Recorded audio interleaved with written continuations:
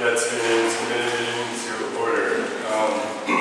My name is Tyler, and I'm the president of Hollywood Forever, and I would like to welcome you to our historic chapel. And as a few of you have noted, we are now in West Hollywood. We're going to talk about this and the four of us who got together, one of the primary reasons was, number one, I'm not charging, so it's free space. But also, Hillsman complimented me and said this was a great preservation story, and I'm very proud of what we've done here in terms of fighting to save this place and restore this place. And so I hope that we can take some inspiration of having something that was almost lost completely come back. And we're fighting a similar battle with Pig Fair and some other issues we're going to discuss tonight. And also I think it's very important that we are here amongst so much of our, the shoulders we stand on, the people who came before us. I've joined this cause on behalf of Mrs. Fairbanks and Mr. Fairbanks Jr.'s grandson, Dominic Fairbanks, who are very concerned about Pig Fair, but are unable to be here. Mrs. Fairbanks is in New York, and Dominic is in London. But they wanted me to send you their thanks for coming and for being committed to this cause. Also, we're here in the presence of one of the founders of Pig Fair. Mr. Fairbanks is about 300 yards away with this beautiful reflection pool. And so we must remember that our history lives on through us, and we are, I think, all gathered in battle against this sort of amnesia that this city sometimes suffers from when it comes to preserving our history and our past, which is so key to our identity. So thank you for coming, and now I'm going to turn it over to some in the field. Leslie?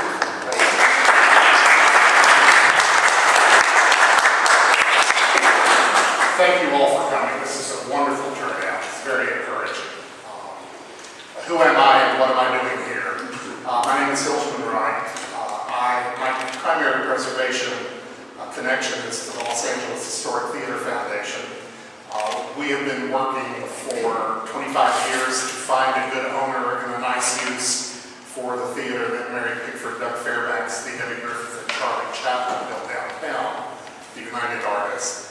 And I'm very happy to report that it's been purchased by folks who are aware of the treasure they have and plan to bring it back to active life.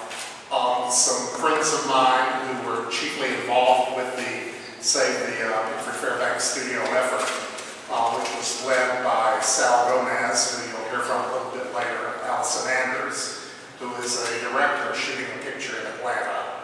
Paul Pickford, who is based in the Midwest this day, has been very active in the silent film world, and Tiffany Meacham.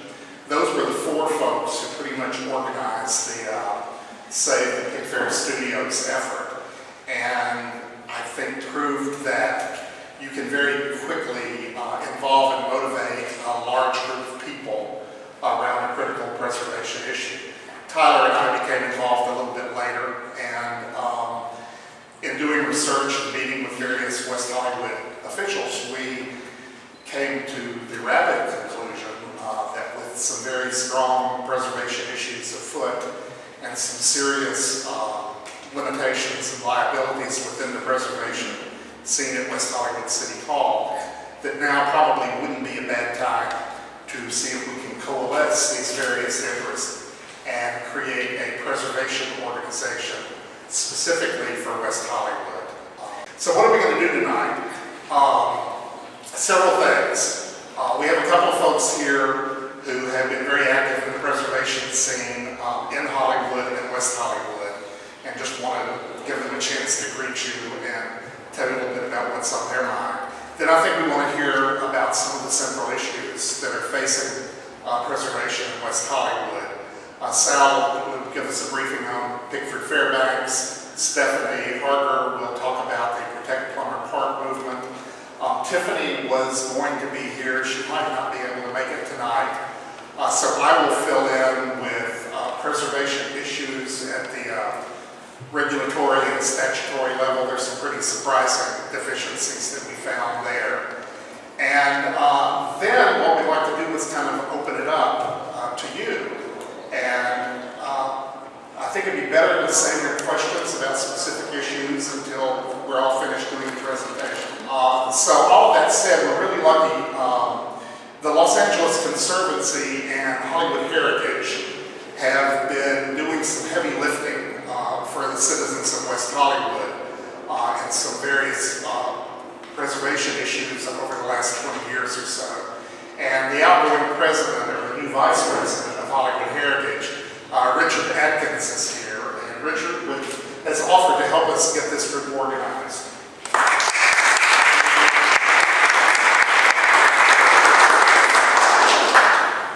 I was surprised when I saw some of the emails that bouncing back and forth about trying to start a what's called a preservation organization, because they're virtually the same for West Hollywood as they are for Hollywood, even though Hollywood's had a preservation society for 30 years.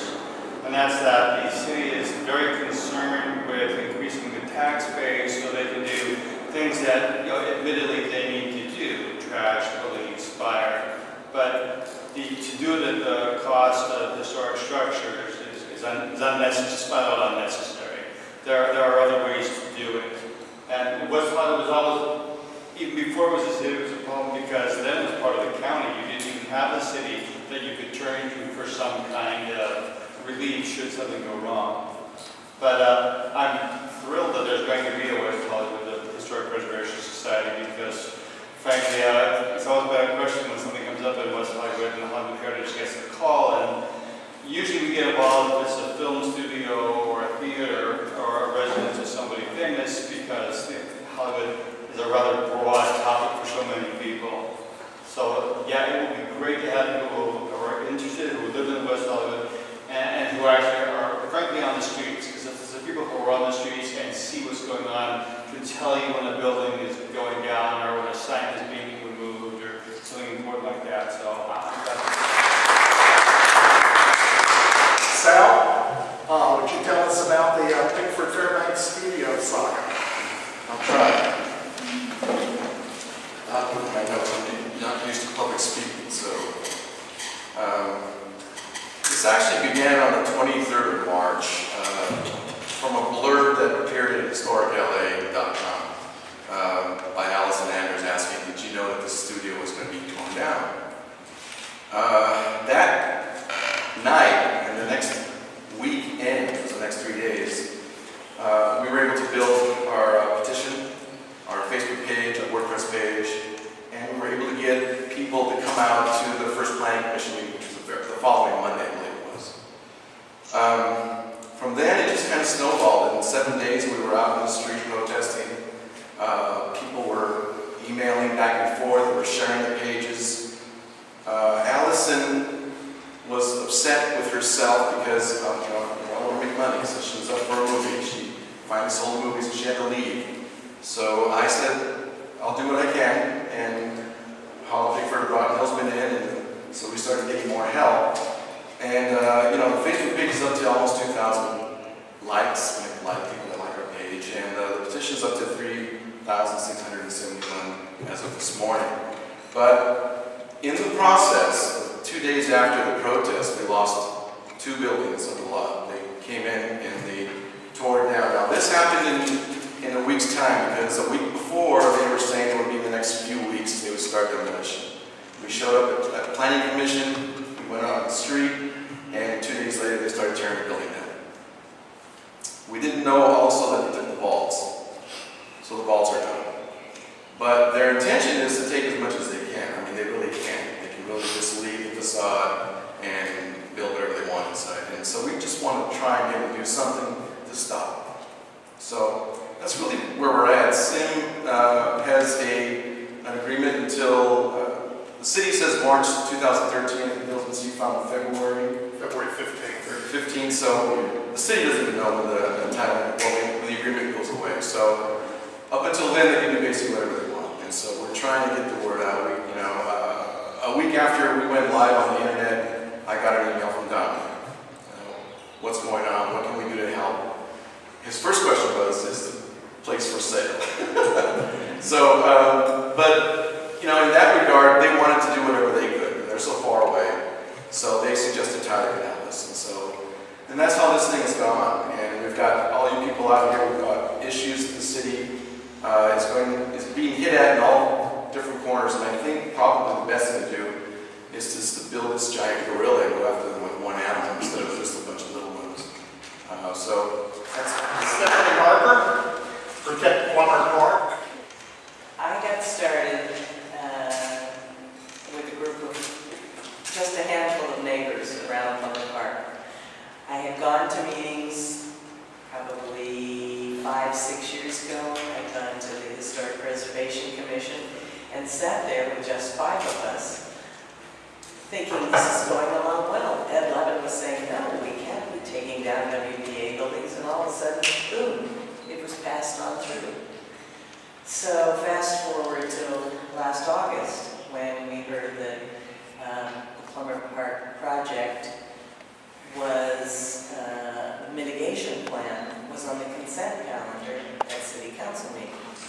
At that point in time, I had no idea what a consent calendar was, because I'd been going to commission meetings, but I hadn't been going to the council meetings. So the first thing everybody has to do in this project, in this organization, is educate yourself about how this works, what their process is, what they say, which is not always accurate, and to keep Lynn Russell, good evening, Lynn, just came in. Lynn Russell touts herself, and rightfully so, as a digger. All of the information's there.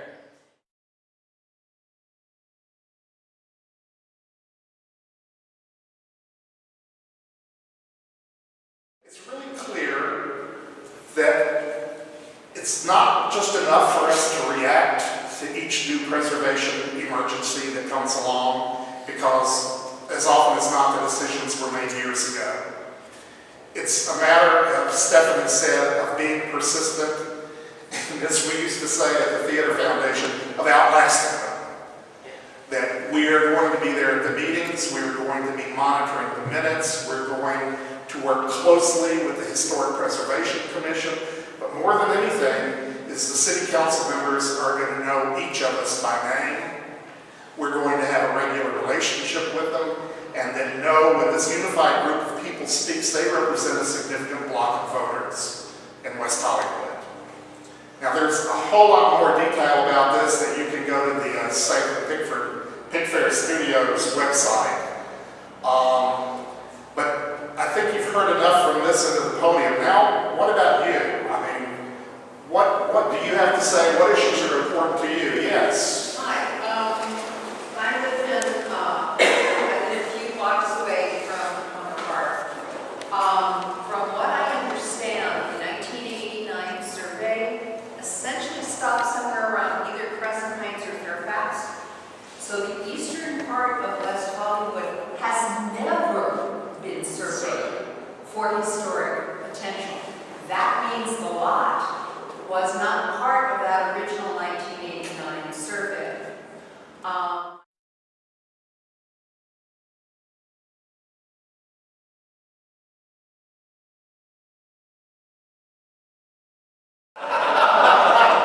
If there's nothing else, once again, what a great start. I mean, everybody write this down in the Book of Life, because this is the beginning of a historic movement in West Hollywood. And I'm honored, as I'm sure you all are, to be a part of it. Now let's eat some of this food.